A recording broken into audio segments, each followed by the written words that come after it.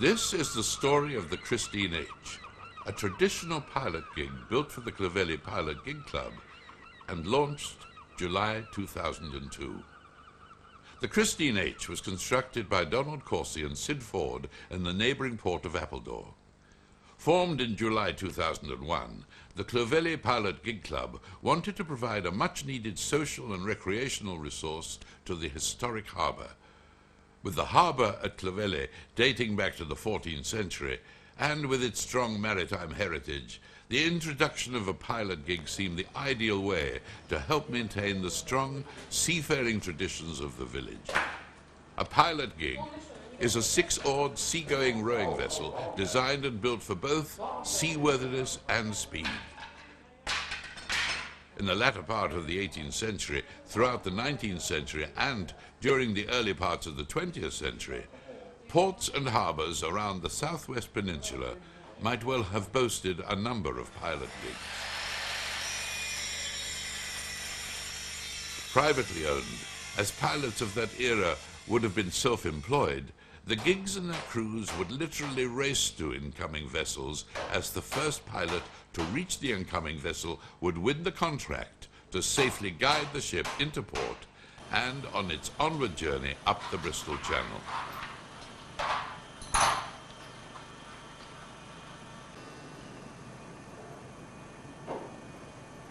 In naming Clovelly's 21st century gig, the club and its members wanted a name synonymous with the village.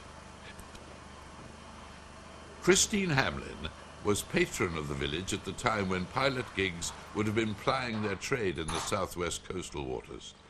Mrs. Hamlin undertook major restoration work of many of the houses in Clovelly, and those properties now bear her initials, showing the date of the restoration works.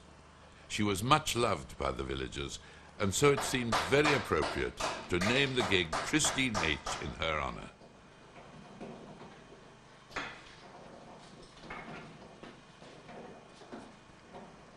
In modern times, gigs no longer race out to aid the pilotage of vessels entering the Bristol Channel and English Channel, but are now seen throughout the summer months racing against each other in their brightly coloured liveries at numerous regattas staged around the coastline of Devon, Cornwall and the Isles of Scilly.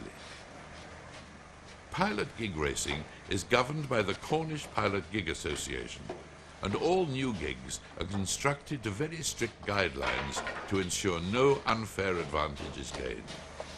Modern gigs are built to the lines of the Treffy, constructed by the master boat builder William Peters of St. Mawes in 1838. The Treffy was considered at the time to be the finest gig ever built.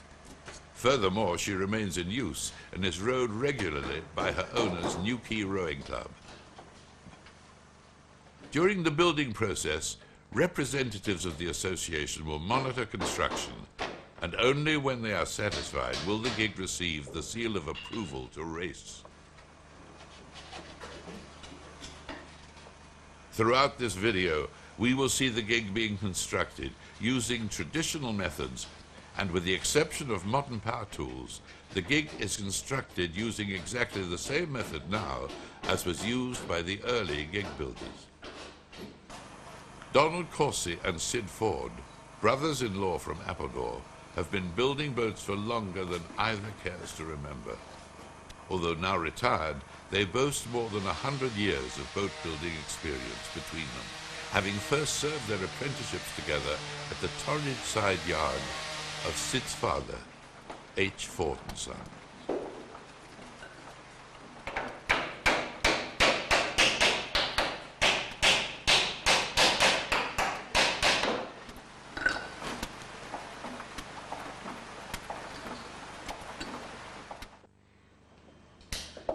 You may be able to make some out of that, Larry.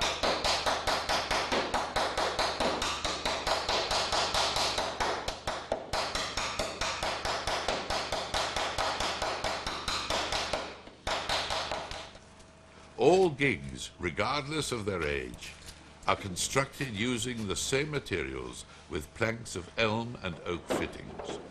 The planks are carefully shaped around molds or frames with each plank overlapping each other, known as clinker construction.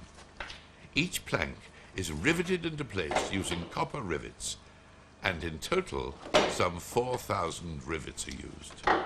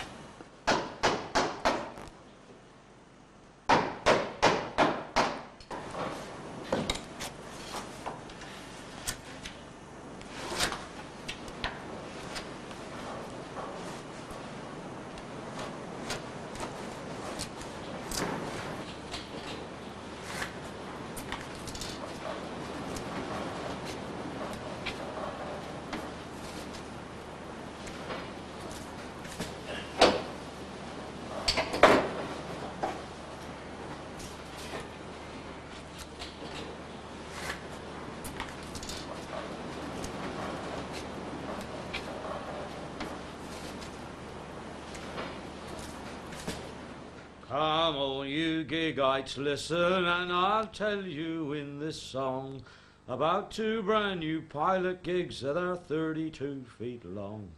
One's called the Christine H, the other Leah C, built by Ford and Cawsey in a shed quite close to the sea, and it's pulled together, all together.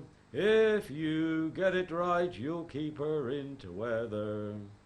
Stem, keel, planks and transom, thwarts, knees, ribs and nails have made a graceful beauty that will cleanly cut the waves. And it's pulled together, all together. If you get it right, you'll keep her into weather. The construction of Christine H gained much media attention from the local and regional press and included a number of visits from the BBC and the local Carlton television stations. Well, you're right, it has been a labour of love. I said the idea was born after a visit of mine to Cornwall.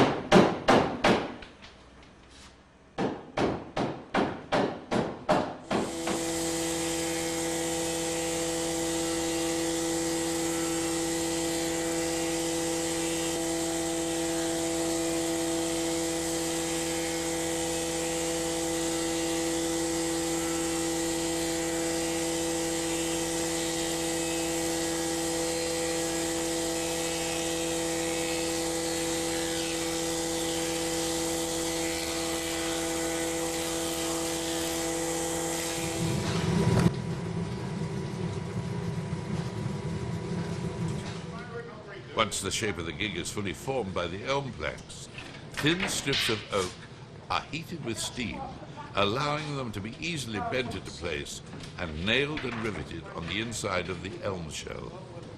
The timbers give the gig strength and rigidity before the rest of the fittings are added.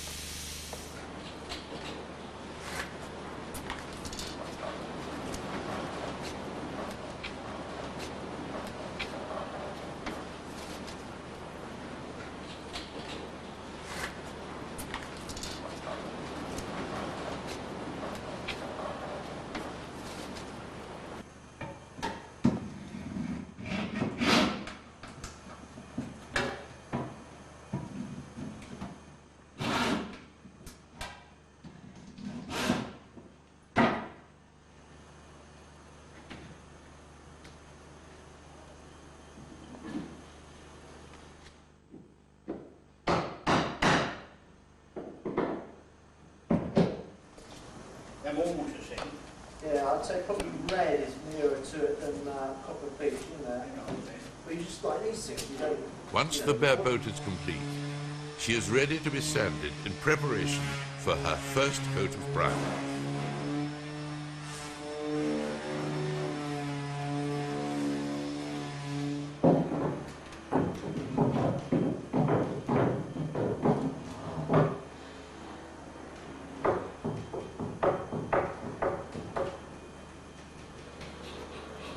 A second coat of primer and undercoat is applied, and then given a top coat of gloss before her name is carefully added.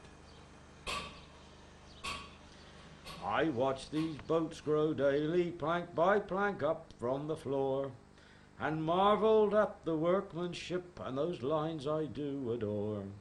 The shape it is a woman's, all curved and neat behind, and sliding through the water, they make a man go blind. And it's pulled together, all together. If you get it right, you'll keep her into weather. They're built to specification, and we're checked along the line, so there can be no comebacks when we do win each time. We'll beat the Cornish at their sport, we'll beat them to the line. The boats have got it in them, if you'll just keep in time. And a pull together, all together. If you get it right, you'll keep her into weather. With the builder's nameplate in place, and not before Donald and Sid's final approval, the Christine H is ready for her first public showing at the launch ceremony, where she will be received by the club and rowed from her launch site at Appledore across the notorious Bideford Bar and home to Clovelly by members of the Clovelly lifeboat crew. It makes me very, very proud to be able to say that it's been a family affair that built this boat. My father and my uncle Sid worked very, very hard to get this boat ready for us on this time. And what the club would like to do is to bestow on both of them a life membership of the Clovelly Pilot Gig Club. And we've got certificates here to confirm that. So Sid, perhaps if you could step forward and receive your certificate. He's a very modest man, so he might take his...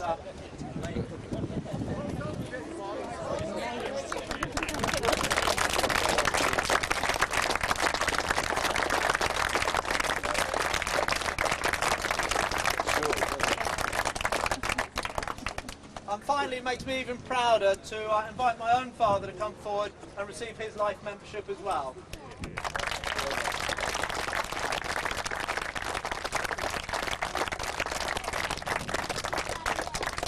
Right, I'd now like to hand over to Reverend Richardson, who's going to make a dedication on the boat.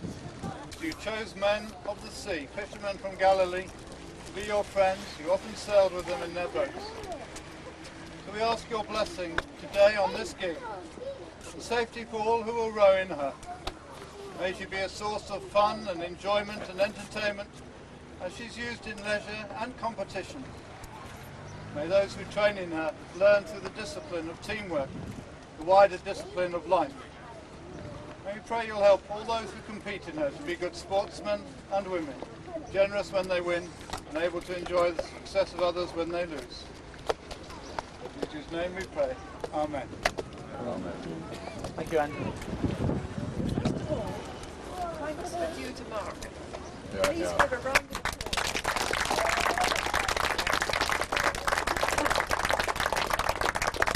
I don't think there would have been a gig if Mark hadn't been so keen. And yes, he got his family to rally round and everything else, but he is the instigator. And thank you so much for doing it. Thank you, Sheila. It's been a pleasure. Today is another special day for Clovelly.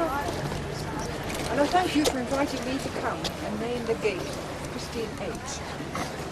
I only knew Mrs. Hamlin for a while, but my parents and grandmother admired and respected her always.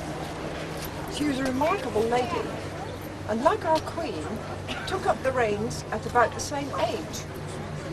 She restored and cared for Clovelly for 52 years. And now her great-great-nephew, John Rouse, is doing the same work. And he is with us today. I'm thinking, John, if you look after us for 52 years, you'll be a very, very old man. She wore lovely crinoline dresses, always a pretty hat. She leaned on a tall cane, topped by a sort of crook. She would wander down the high street, stopping at the cottage doors, checking that her people were well. At her death, aged 80, male tenants stood guard in church around her tiny coffin. Our dad had taken a photo of her, and a framed copy was given to each household, and underneath the words, "I dwell among mine own people." I think that she would be delighted to know that today her name lives on. And so I name this boat Christine H. May God bless her and all who sail in her.